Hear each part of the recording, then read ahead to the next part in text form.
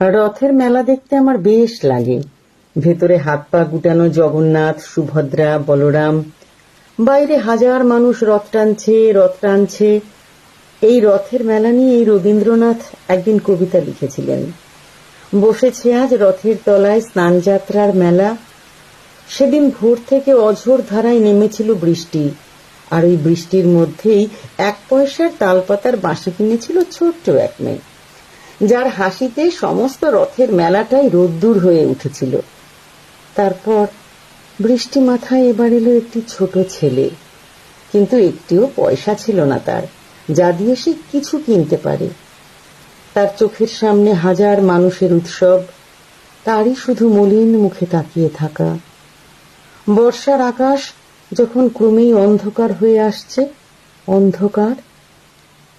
রথের মেলা দেখতে আমার বেশ লাগে, যদিও ওই দিন আমি ভুল করেও রবীন্দ্রনাথের কবিতা পড়ি না, কেননা তার কিছু কবিতা উৎসবের দিন আমাদের মুখ ম্লান করে দেয়।